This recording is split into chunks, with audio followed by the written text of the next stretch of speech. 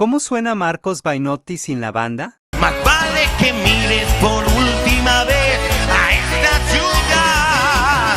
Tanto miedo, tan valientes, tanto amor para obedecer.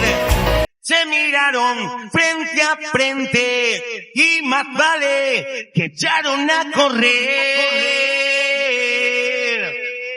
Y no le duelen los pies en la avenida a esos dos locos que corren por amor.